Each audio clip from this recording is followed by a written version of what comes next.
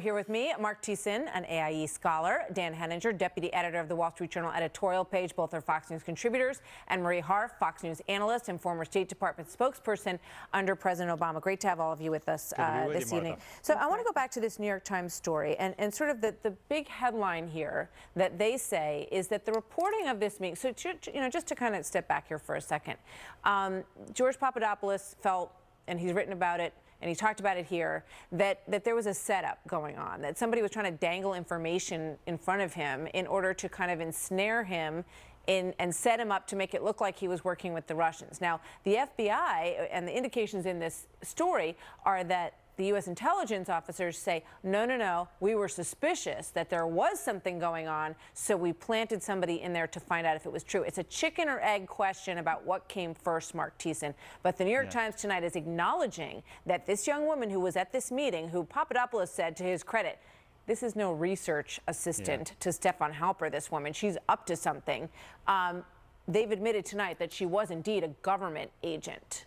Absolutely. Look, I mean, the Democrats were apoplectic when Attorney General Barr said that there was spying taking place. Well, it turns out he was 100% correct. If this isn't spying, I don't know what spying is. And the reality, and what's fascinating about the New York Times story, if you read it, she asked him the question, was the Trump campaign working with the Russians? Pretty direct question. And now, 2.5 years and $25 million later, we finally have the answer. No. They were not working with the Russians. So now we need to get to the bottom of how did we spend 2.5 years and $25 million chasing a conspiracy theory down a rabbit hole because they weren't working with the Russians? That is a question that the American people deserve an answer to now that we have a definitive response from Mueller about the conspiracy.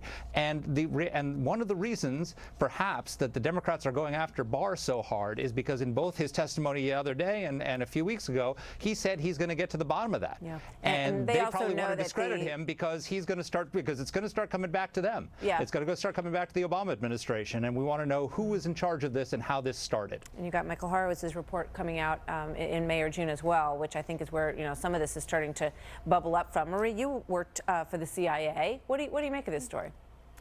It was interesting, Martha. In that same testimony that you played at the beginning, William Barr was asked by Dick Durbin if he had any evidence that there was anything improper done during the Russia investigation. And Barr responded emphatically. He said no. So Durbin said, what are you looking into? And Barr said, well, I have questions. And it's fair to have questions. But Barr was very clear that while we may have questions, we have no evidence of impropriety yet. And I'm sure Barr knew about this New York Times thing that's being reported tonight.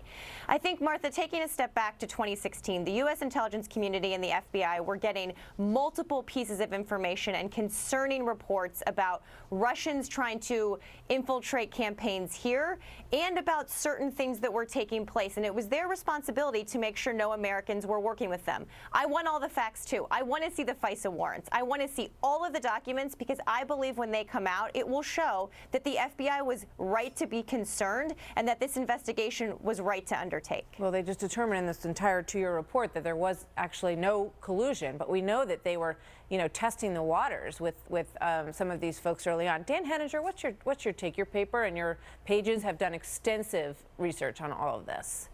Well, I do think it all goes back to it. Precipitated by that April 10th testimony by Bill Barr, in which he said, I think I'm going to look into whether there was spying or surveillance. That had to have sent shockwaves across Washington, given the fact that there are so many people that were involved with the Russian collusion narrative, which emerged in January of 2017, connected to the Steele dossier. And as Marc described, we went through 18 months to 2 years of relentless reporting. And let's be clear about this. I mean, yes, they were looking into whether the Russians were meddling in the election, but the Russian collusion narrative was not about that. It was about whether the Trump campaign was actively involved with the Russians to essentially steal the 2016 election.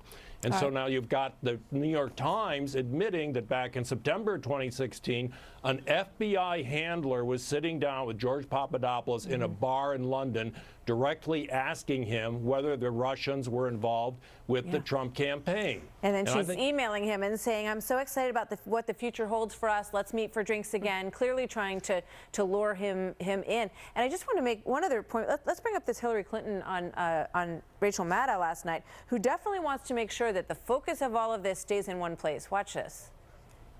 But this is part of their whole technique to divert attention from what the real story is. The real story is the Russians interfered in our election and Trump committed obstruction of justice. That's the real story.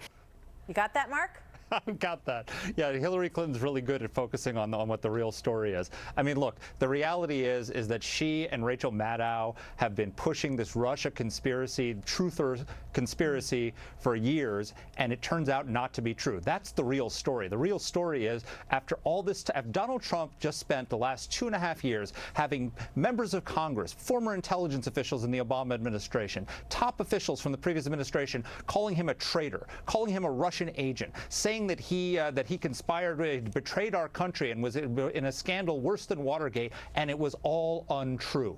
It was all untrue. So we need to find out, was there a corrupt motive for this investigation? And the question, we need an answer to the question that Lindsey Graham asked in that April hearing is, if this was a counterintelligence operation, why didn't they go to the target and tell him?